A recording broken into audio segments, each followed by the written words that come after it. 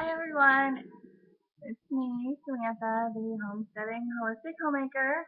And today I had a debate with myself of what video I actually wanted to post today, what topic I wanted to cover. It's a toss-up between coconut oil and pit bulls.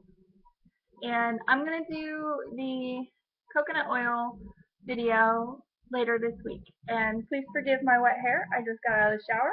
I'm testing a new um, deep cleaning, or deep conditioning, I'm sorry, deep conditioning um, experiment with coconut oil. So I'll let you know how it goes when my hair dries and see how it feels. So today I'm going to talk about pit bull obedience. The reason being because I have a pit bull. Her name is Mazi. She's a blue-nosed American pit bull terrier. We just got her at the end of June. Ever since I've been in college, I was a pre-veterinary major at Purdue University, and I was a big pit bull advocate then, still am, and so it only made sense that I get one when we wanted a new dog or another one. We have two now. Um, so we got a pit bull. She's about 3 years old. Had puppies. Um, so we're in the process of getting her spayed and all her shots and all that sort of thing.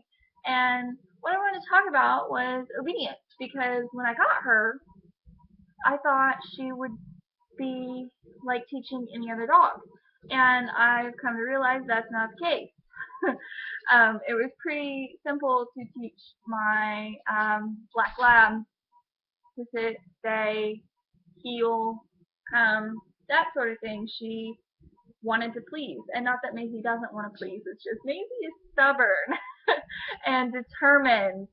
And I started her obedience when we first got her, and that kind of trailed off because our lives are busy with two toddlers and all the other stuff that we do.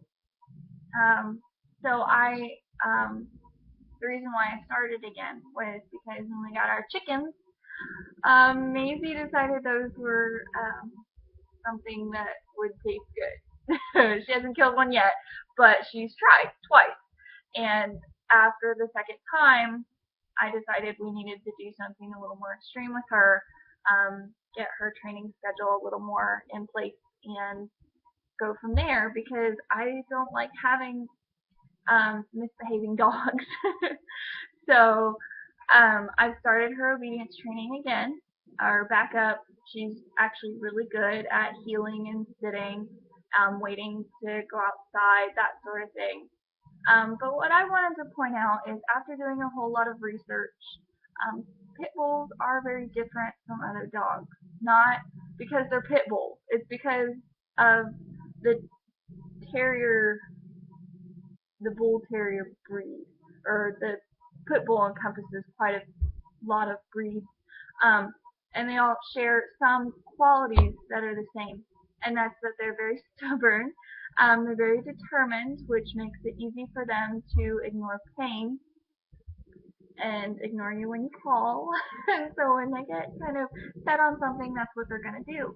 And then they're not the type of dog that I'm going to use this analogy, not that we've ever done it, but you can't rub their nose in their poop when they poop in the house to teach them not to do that. They want to please you. They're very sweet dogs. Maisie is the sweetest. She's great with the kids. She loves them. And we love her. And positive reinforcement is a good thing. She loves treats. And if you make a big deal about it being a good thing, then she'll want to do it again.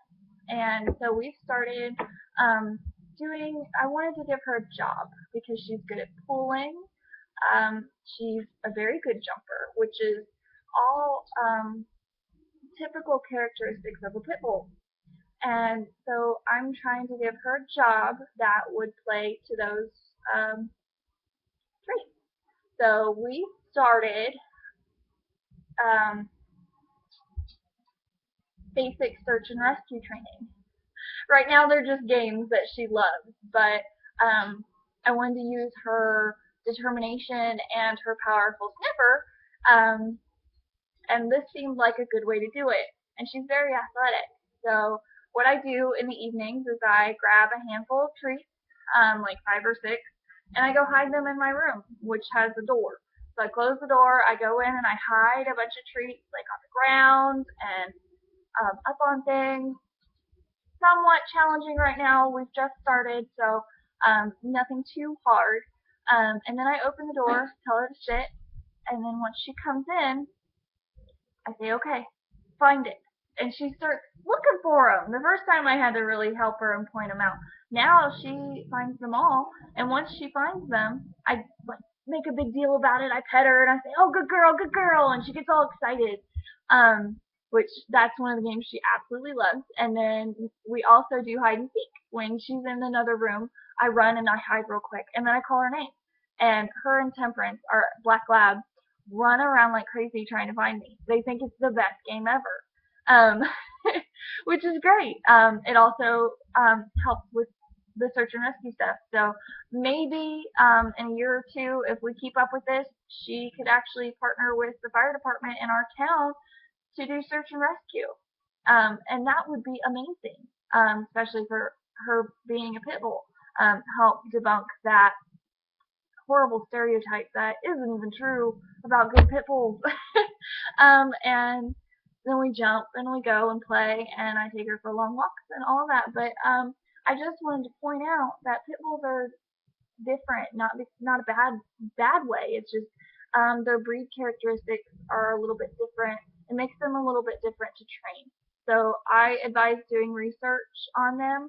Caesar Milan, the Dog Whisperer, is a great resource, and there's a bunch of pit bull obedience books out there that focus on pit bulls, and are not just like the cut and paste dog breed books. They actually take the time to address the actual pit bull breed. So definitely do your research if you're going to get a pit bull and wanting to do pit bull obedience. And that's all I have to say on that. And stay tuned for my video later this week about coconut oil, and see how my experiment with deep conditioning my hair goes. But thank you so much for watching, and stay classy.